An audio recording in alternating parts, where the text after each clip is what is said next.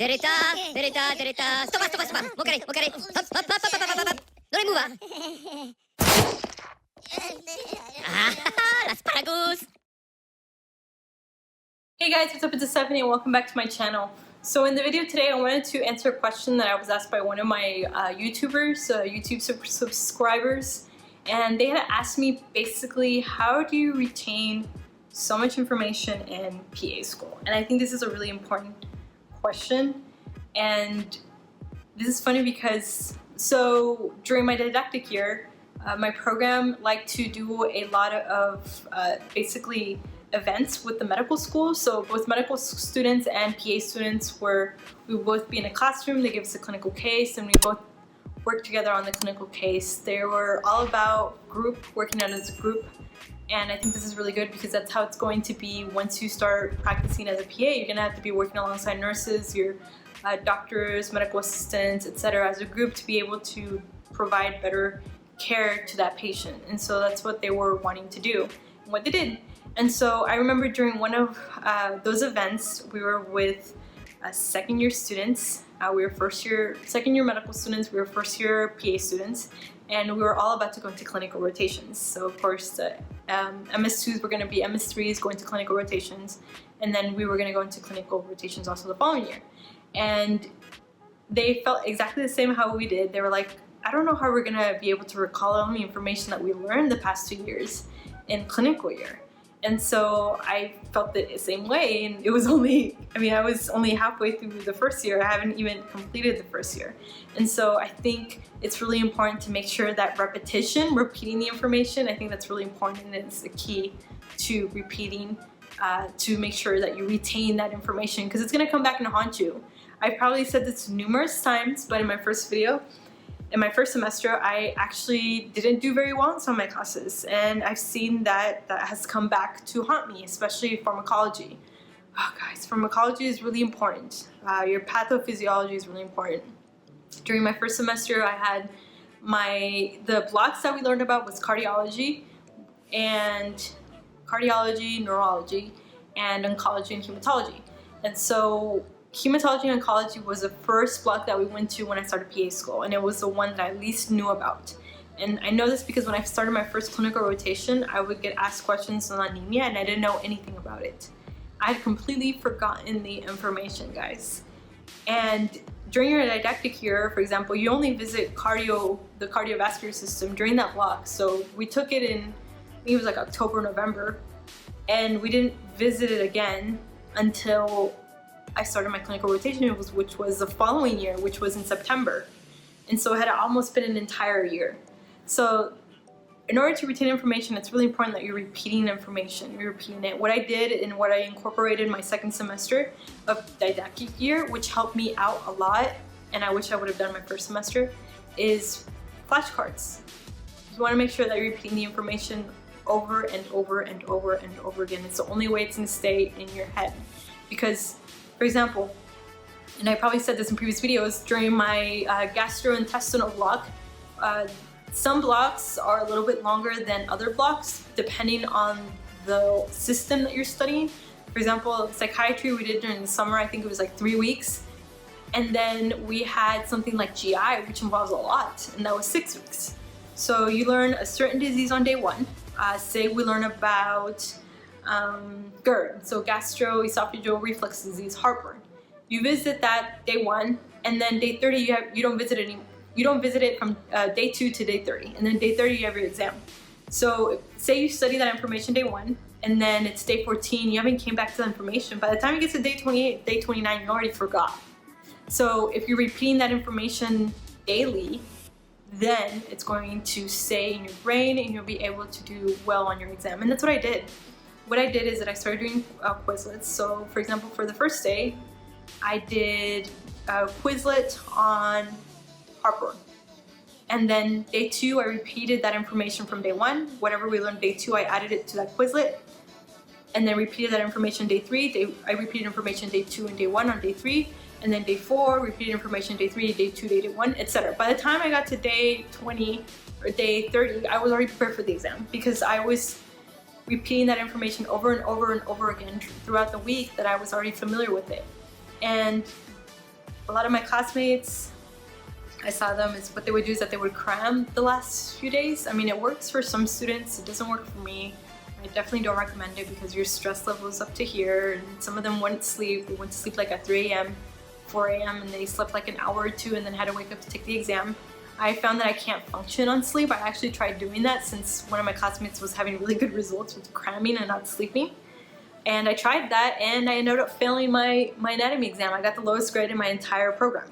And so I told myself I'm not doing that ever again. And sleep is really, really important because that's when your brain is resting and is storing all the information. So that's why you have to make sure that you get sleep during PA school. And I noticed that whenever I slept and I had a good night's sleep before the exams, I did really well because you'll see how much your brain is pulling out whenever you're taking the exam. And so that's why I have to say repetition, repetition, repetition is a key, and I did that through flashcards. I know you can do it in different ways. Some of my classmates said that they would make sticky notes and put it in areas where they visit the most, whether if it's the restroom, the kitchen, etc. And that way they're going there constantly and they're seeing that information. So it's repetition in a way, it's a form of repetition. Some of them listen to podcasts. I listen to podcasts. I love podcasts. I recommend them, especially the Physician's Assistant Exam Review podcast by Brian Wallace. It's free. You can find it on iTunes. You can find it anywhere. It's free and it's amazing. He basically goes over every system. Like during my didactic year, that's what helped me out a lot. I would listen to that on the way to PA school since it was about a 15 to 10 minute drive, and on the way back. And so that repetition is just good. It's really good. You're repeating that information, it's staying in your brain.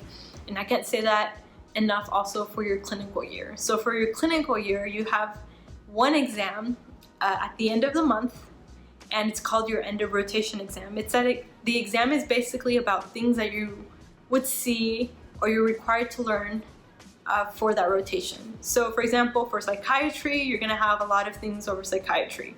For pediatrics, you're gonna see a lot of topics for pediatrics receiving children. And you'll have a blueprint. Blueprint is basically, it'll tell you these are the topics you need to study, these are the topics that are gonna be on the exam.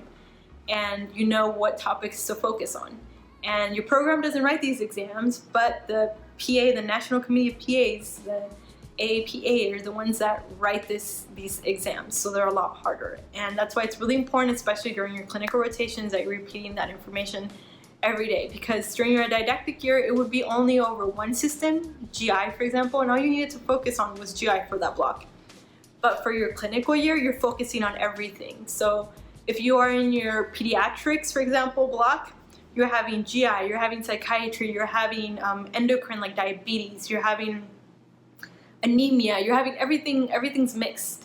And so that's why you have to make sure that you're repeating that information every day. And what I did is that I've been incorporating flashcards since my second semester of didactic year, and I've been doing them every day. And I'm doing it now even. Actually out of rotations right now.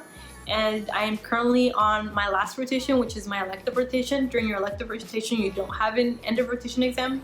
It's basically your rotation where you get to just relax and you don't have to worry about studying.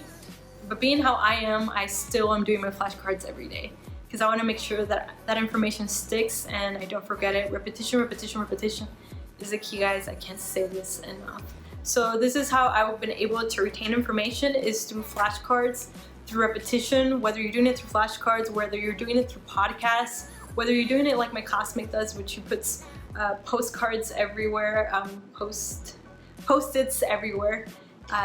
Everywhere she goes to see that she is an area that she visits commonly, she's seeing it repeatedly.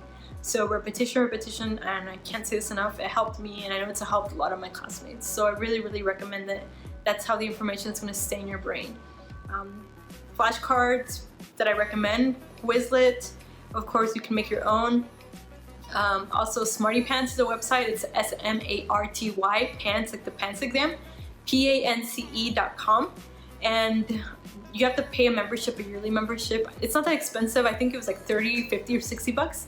And they already have pre-made flashcards. And so what I did is that you are able to get their flashcards through Quizlet. And also, once you get your flashcards through Quizlet, I would get them, copy them onto my Quizlets, and then just add flashcards to them. If anything, you guys, I'm gonna actually add my Quizlet name on there, and you guys are more than welcome to just use my flashcards that I use for my rotations, for my didactic years, so you're more than free to use them. I also used osmosis I love osmosis. Osmosis, I think I like a little bit better because what it does is that you're able to make, they're all pre-made, and it's pathophysiology, it's pharmacology, it's clinical medicine, it's everything. Versus Smarty Pants is usually geared only towards clinical medicine or a little bit of pharmacology. Osmosis is everything. You have your patho, your anatomy, everything. And you're able to make your flashcards, and then you take them every day. It reminds you every day if you don't take them. And then it flags the ones that you keep missing to make sure that you're repeating them over and over again. And so I've learned a lot with osmosis, so I like osmosis a lot better than, and I use it actually a lot more than the Quizlets from Smarty Pants. But those are the flashcards that I use, and then of course I would make my own, but sometimes in PA school you don't have time, which was the case in my case, so I just would use osmosis, or I would use the pre-made flashcards from Smarty Pants and then just add extra if I felt like they didn't cover things that I needed to know. Alright guys, I hope this video was helpful for you guys. As always, if you guys like this video, make sure you comment below. If you have any questions, make sure you send me an email, and I will get back to you guys as soon as possible. Thanks for watching my videos. I'll talk to you guys later. Bye.